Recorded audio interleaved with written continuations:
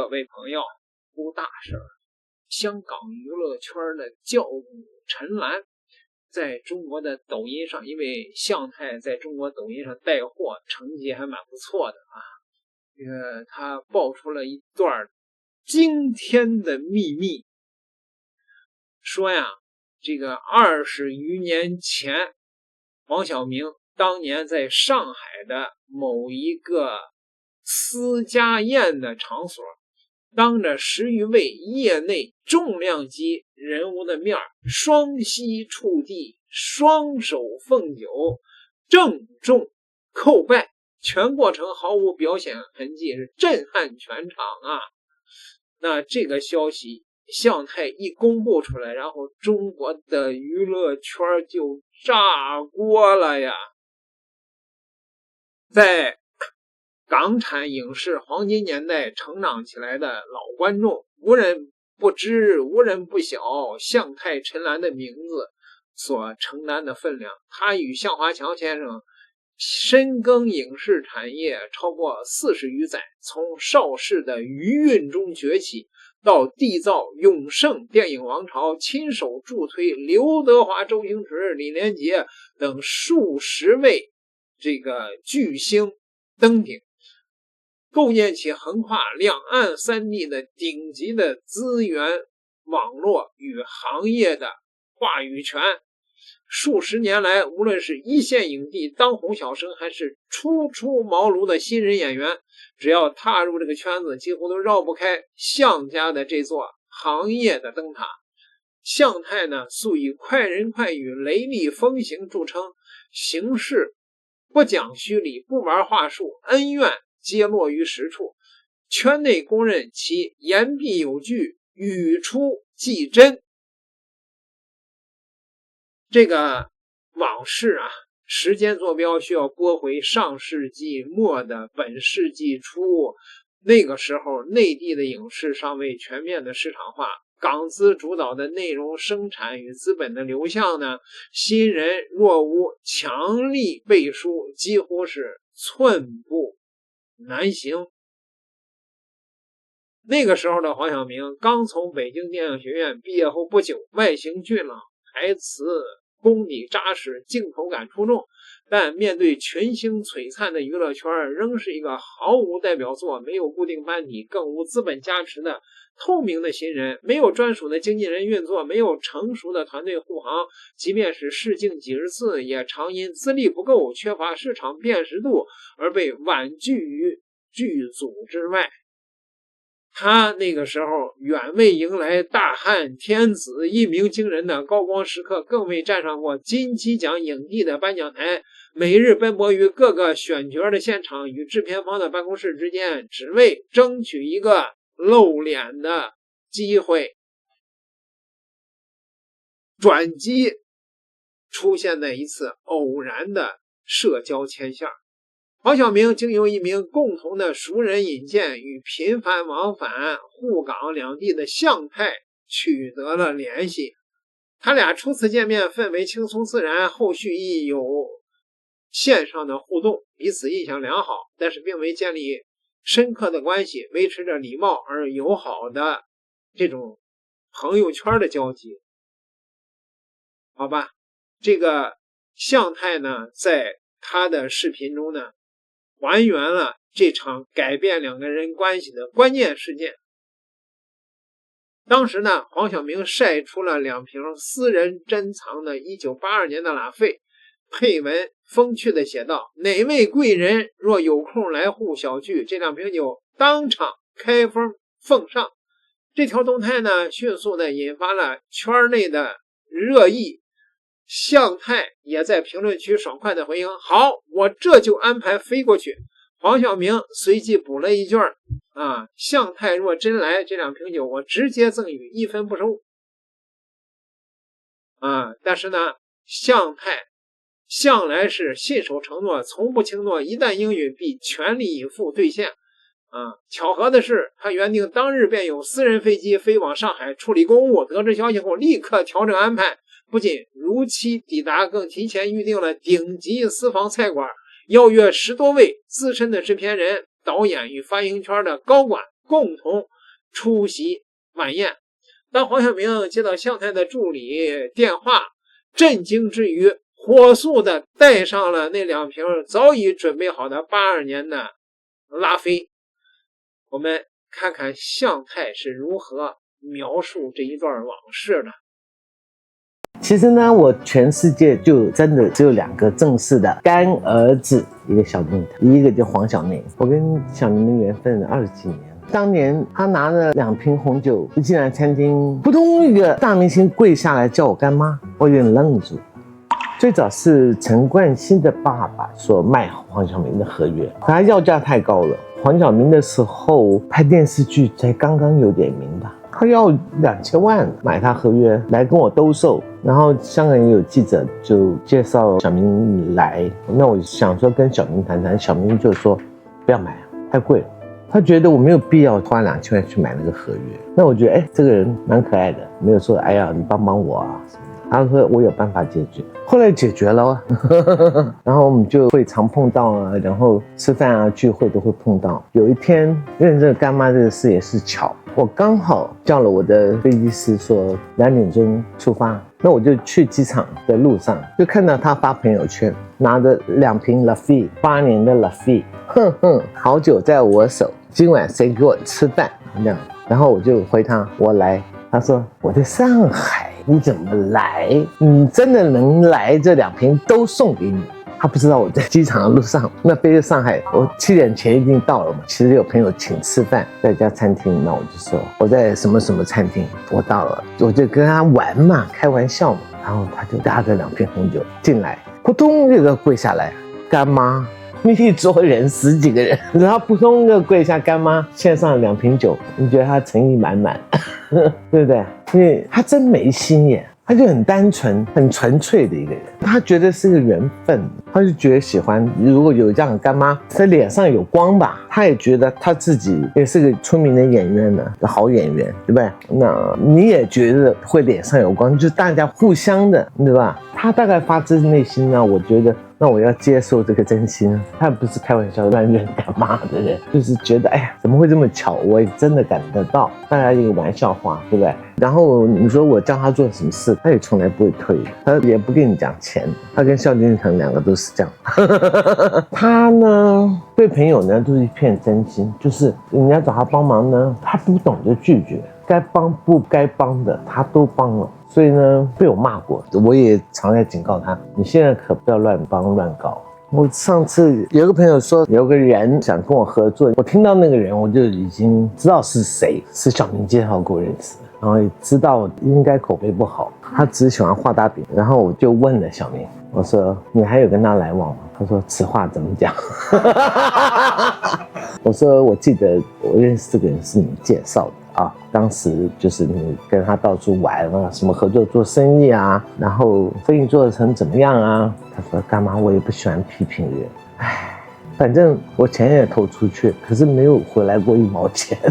所以让我会觉得这个人不可以合作的，人品不行，而且听说那个人很烂赌，可是还没讲他坏话，他就讲一个事实。你说他老实的到这样，他不想讲人家坏话，就只能告诉你反正他跟他合作做生意了，他时间也花出去，钱也投进去了，没有1毛的回报回来过。他是个蛮憨厚，很容易被人家骗因为他的真诚，他的对人好，所以多电影公司肯用他。他职业操守好，拍戏的时候也不会乱发脾气，什么耍大牌没听过。所以这种敬业精神呢，好脾气啊，就是对员工都是很好的一个人，你的口碑会传出去的。那个电影公司的老板跟你也是每次相处，或者叫他帮个小忙他也帮，就是他不会拒绝人嘛。那有好角色的他们就会想，哎，这个适合黄晓明，第一个就会想到他。所以你说吃亏是吃在这些烂人身上，可是他占便宜也有啊，就是因为他的肯吃亏，所以大家喜欢他。他没有因为是个大明星他有什么价值在那，没有，他就像普通人一样，他就想要跟人在一起，就是大家要开心，所以他自己有什么烦心事他几乎也不跟我讲，他不想麻烦人的一个人。我每个朋友都喜欢他，他人缘特好，就认识他都知道他是个好人，就觉得他很真诚，他不会忽悠你，这个他的个性。你说有什么灾难，他也是第一个冲出来，还叫我天津那个火灾我带头啊，我捐100万，干妈你也捐100万，我说好，因为他刚才做完消防员那个电影，他第一个冲出去。因为黄晓明是明星嘛，如果说是一个仆人的话，你建不建议他有这种老好人的性格？千万不要有这种性，因为父母会担心，真的，尤其他妈就会跟我讲，就拜托啦，帮我看着点。其实生活中呢，这种老好人很多，尤其是家里面那个男人，就是因为要面子。普通人真的不要学这种要面子啊，不好意思啊，没这回事。你的真诚，你的善良是不要错付了。你以为每个人都是真心对你好，都有所图而来的啦。所以说呢，为什么有人会讲大善生大恶，就是善良要有个度，保持好那个度，不要错给了人。在粤港澳文化的圈层中呢，跪拜认亲是传承千年的郑重的礼仪啊。它呢不仅是指向了屈从，而是表达对德高望重者最深切的敬意与归属的认同，属于最高规格的民间的尊师礼家族结义的一个仪式。所以这个消息被向太公布出来以后，中国的娱乐圈一片大哗。黄晓明又被聊上热搜了，这次不是因为演戏油不油，也不是因为感情风波，而是向太一句爆料，直接把他私下那一面拎到了台前。事情的起点很简单，2026年5月27日，向太在视频里再度聊起娱乐圈旧事，话题绕着绕着就绕到了黄晓明。他说的很直接，自己正式认下的干儿子只有2个，一个是萧敬腾，另一个就是黄晓明。话一出口，大家的好奇心一下就被吊起来了。毕竟这些年外界对黄晓明的评价一直很分裂，有人嫌他高调，有人吐槽他端着，也有人总拿他的综艺名场面和感情经历说事。可偏偏在圈内不少人提起他，给出的关键词却是仗义厚道，肯帮忙。向太这次讲的就是他和黄晓明认识20多年的那段缘分。他回忆，最早接触黄晓明还是因为陈冠希的父亲曾想卖掉黄晓明的合约，开价2000万。那时候他有意了解一下这个年轻演员，想当面谈谈。见面之后，黄晓明的反应却和很多人想的不一样。他没有顺势求助，也没有趁机让人出手相帮，反而直接劝他别买，觉得没必要为了自己花这么大一笔钱。他还说自己会想办法处理。向太当时就觉得这个人挺特别，没那么多弯弯绕绕，也不爱给别人添麻烦。更让他意外的是，后面黄晓明还真把问题自己解决掉了。也正因为这样，两人的来往慢慢多了起来，聚会、饭局、朋友局里时不时就能碰见，关系也越来越熟。真正让干妈这个称呼落地的是一件听上去有点戏剧化的小事。向太说，当时他准备出差，刷到黄晓明发的一条动态，手里拿着2瓶82年的拉菲，配文大意就是好酒在身边，谁来一起吃饭。他看到后就回了句自己去。黄晓明大概觉得他是在开玩笑，还放话说如果他真能来，这2瓶酒就都送给他。结果向太真去了。那天他本来就在和别人吃饭，饭局上大概有10几个人。黄晓明后来抱着酒进了餐厅，没寒暄几句，突然就当众跪下，开口喊了一声干妈，然后把2瓶酒送上去。向太说，那一瞬间自己都愣住了，毕竟当时黄晓明已经不是没名气的小演员了，突然这么来一下，谁都会被整不会。可在他眼里，这恰恰说明黄晓明那时候心思挺简单，没什么算计，认他做干妈，一方面是觉得有这层关系挺荣耀，另一方面他自己也觉得脸上有光，算是彼此都看重这份情分。视频里向太不只是讲故事，还顺带评价了黄晓明的人品。他给出的定位很明确，圈里公认的老好人，别人找他帮忙，他通常不爱推脱，也不太先谈利益，很多是张口就应。他还提到萧敬腾也是这类人，2个人都属于待朋友很实在的那种。不过老好人这3个字听着暖，背后也有代价。向太说，黄晓明最大的问题就是不太会拒绝人，该帮的帮，不该帮的也帮，很多时候太讲义气，反而容易被人拿捏。他甚至经常提醒他别什么忙都答应，不然吃亏的是自己。他还透露，黄晓明以前就被朋友坑过，可即便这样，他也没站出来公开说对方坏话，更不会当着大家的面去骂人、批评人。吃了亏，很多事也就自己扛了。这种性格放在娱乐圈其实挺少见，因为这个圈子里人与人之间的往来往往都很现实，合作讲资源，人情讲回报，能一直保持厚道并不容易。向太眼里的黄晓明属于那种有点憨、有点实诚的人，正因为真诚，反倒积攒下了很广的人脉和不错的口碑。他认为很多影视公司愿意找他合作，和这种做人方式有直接关系。拍戏不乱摆架子，对工作人员态度也好，不轻易发脾气，这些细节日积月累，自然会传出去。圈里人愿不愿意继续和一个人合作，很多时候拼的还真不只是名气，而是相处起来舒不舒服。向太还补了一句，黄晓明心情不好的时候，也不太爱跟别人倒苦水，他不想把自己的情绪变成别人的负担，所以很多时候都是自己消化。他最后甚至劝大家，普通人其实别轻易学这种老好人的性格，因为家里人会心疼，父母也会担心，太容易委屈自己。这番话出来后，不少网友又开始重新审视黄晓明，